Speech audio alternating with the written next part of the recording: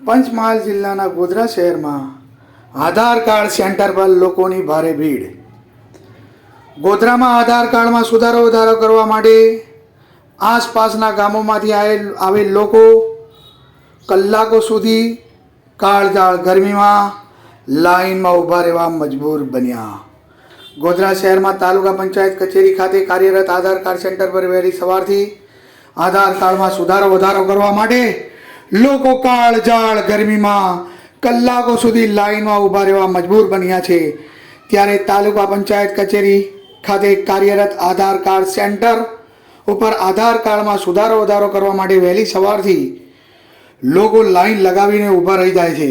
હાલમાં પડી રહેલ ગુજરાતભરમાં કાળઝાળ ગરમીમાં અંતરિયાળના ગામોમાંથી આવેલ ગોધરામાં આધાર કાર્ડ સેન્ટર ઉપર લોકો કાળઝાળ ગરમીમાં કોઈ પણ પ્રકારની સુવિધા વ્યવસ્થા ન હોવાથી અને આ ઉપરાંત પીવાની પાણીની પણ વ્યવસ્થા ન હોવાથી લોકોને ભારે હાલાકીનો સામનો કરવો પડ્યો છે।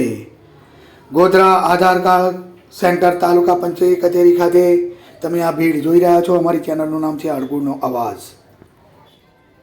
આધાર કાર્ડમાં લોકોને સાહેબ સમસ્યા એ છે કે છેલ્લા 3-4 દિવસથી આ એક જ સેન્ટર મામલતદાર અહીંયા તાલુકા પંચાયતમાં ચાલે છે।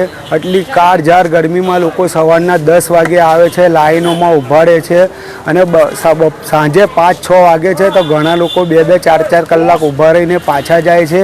અહીંયા તાલુકા પંચાયતમાં કોઈપણ જાતની સુવિધા નથી, પાણીની સુવિધા નથી કે પબ્લિકને બેસવા માટેની કોઈ સુવિધા નથી। અસુવિધાના લીધે લોકોને ઘણી તકલીફો પડી રહી છે। અત્યારે બી સવારના 9-9 વાગ્યાના લોકો અહીંયા આવીને ઊભા છે। અત્યારે 2 વાગવા આવ્યા, હજી સુધી કેટલાનો નંબર નથી લાગ્યો અને સાંજે 5 વાગશે તો જતા રહેશે। ઓપરેટરો બી પૂરતા પ્રમાણમાં નથી। તો આપ સાહેબના માધ્યમથી હું પંચમહાલ જિલ્લા કલેક્ટર સાહેબને એવું કહેવા માગું છું કે આના માટે બીજી સેન્ટરની વ્યવસ્થા કરવામાં આવે તાકે પ્રજાને જે મુશ્કેલી ઊભી થઈ રહી છે મુશ્કેલી ઊભી ના થાય। આને લઈને તમે લેખિત કે મૌખિક રજૂઆત કરવામાં આવી ખરી? ના, પહેલાં 1-2 વાર રજૂઆતો 2-4 મહિના પહેલાં કરી હતી પણ હજી સુધી એનો બી કોઈ નિર્ણય આવ્યો નહીં। રાણા સાહેબ જોડે અમે પહેલાં બી રજૂઆત કરી ચૂક્યા છે આ વાતની। શું નામ તમારું? ઉસ્માનભાઈ દુલ્લી, સામાજિક કાર્યકર્તા, ગોધરા।